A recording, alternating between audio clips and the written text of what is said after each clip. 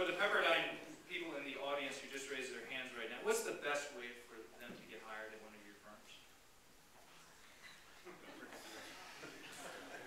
Bring a deal. Or LP capital. Bring a deal or LP I was sitting at the Liquidity. Linked to a sovereign wealth fund. Please talk to me.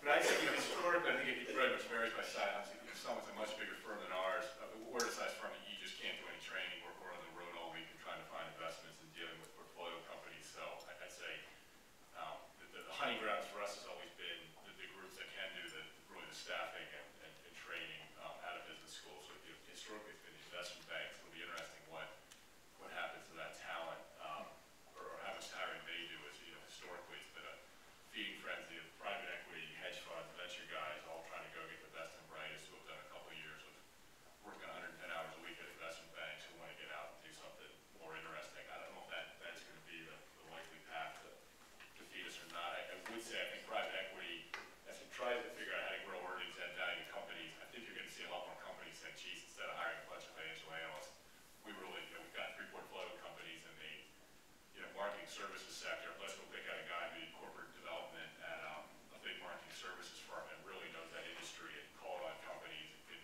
filter through the universe of companies and pick one good one a year. So I think you'll start to see some of that as opposed to just blatantly hiring, verbatim blatantly hiring from the investment banks.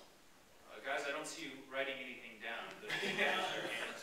I'll jump in here. I get the question all the time. Geez, I'll look at this and I get probably a dozen resumes a week.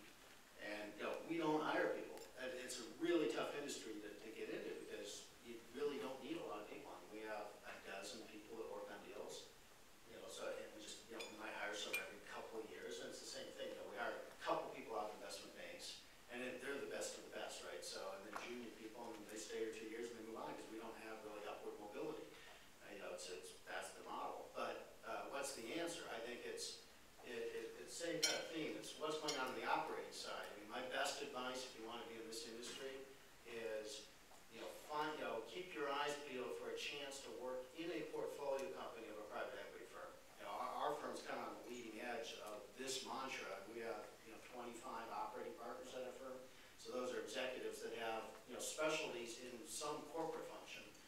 Finance, HR, supply chain management, sales and marketing, more esoteric skills. And we pull people out of the portfolio companies. So, for instance, we've got a guy in corporate development at one of our companies right now that we decided, he's going to be a permanent part of our team.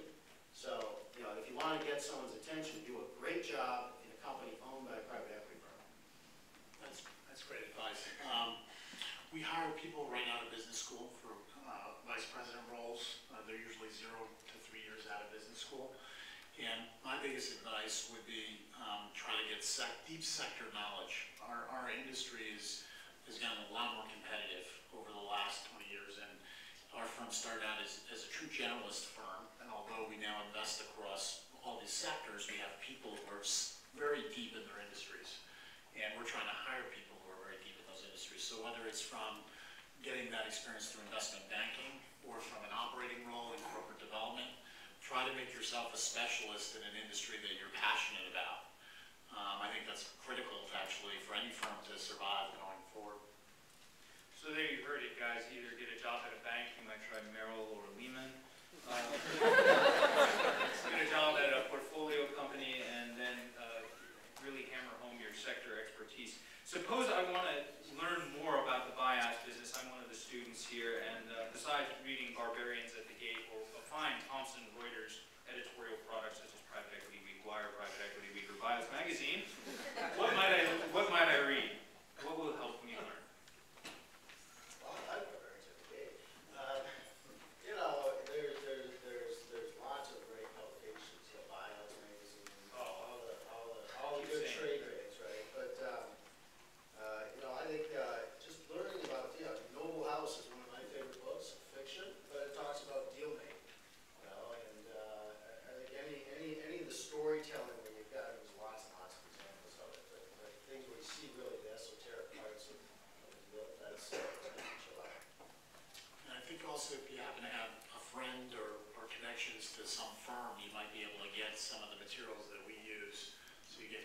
templates of the way we build cash flow models and things like that. That's best done if you have a connection. So if you find a connection, you might be able to get a lot of materials. I sometimes give those out to people I know. It's often confidential. When we do a hiring at the junior level, there's nothing less impressive than someone who comes in who can spout off, the leverage multiples in the last 10 buyout deals that KKR digs.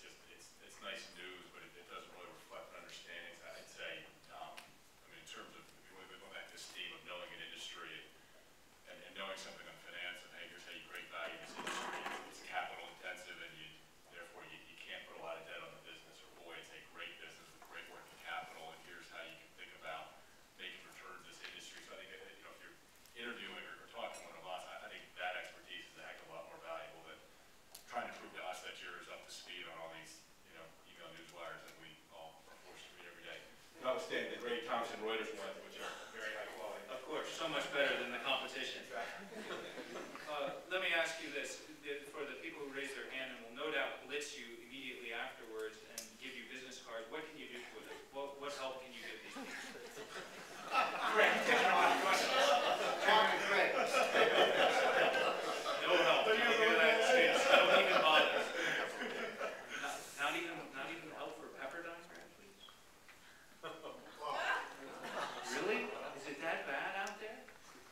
I think if someone would ride back up to LA if they're looking for it. I'm headed to the airport. Good. Don't waste your time. That's the final message there. And with that, I'm going to end my part of the evening. We're going to turn it over to your questions. And you can ask the same questions. Sometimes asking the same questions when they hear it twice, it clicks in. So students, you can ask them, what are you going to do for me now that I've invited you to this? So the way it's going to work is very simple. We don't have an audience microphone. Raise your hand. I'll call on you. Stand up, say your name, say your question. I'll repeat your question, and then you guys answer, okay? Everybody got that? This guy was first. Go ahead. Hi, I'm Paul Wasserman. Your portfolio company, how are they doing January to August? How do they do in September, October, and how does it look in the next year? So the question is about portfolio companies, their performance in the past, and what do you look forward for the next year? Look, ours, we just got the stats because we just had our meeting last week.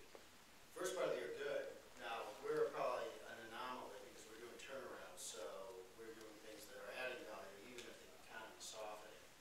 But what we saw is first half strong, Q3 softer, but still pretty good.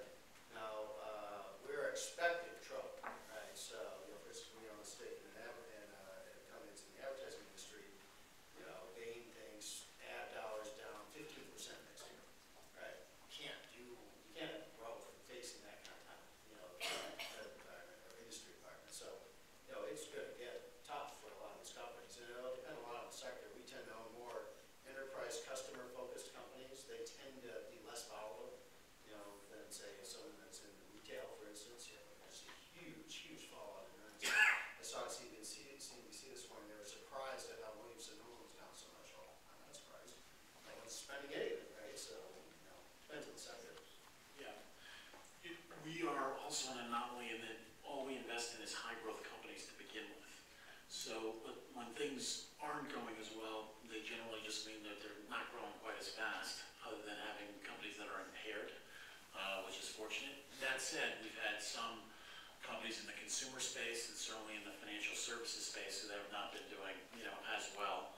And then companies that were over levered, where we top take leverage and had almost no room to move. That's a very bad situation because they can't do any refinancing right now. And that's also true of any company that had a thesis on doing acquisitions is not doing as well as it would have, in the long term. But overall, we're very fortunate because we were a high growth investor and the company is still generally doing pretty well. I think the biggest challenge we're wrestling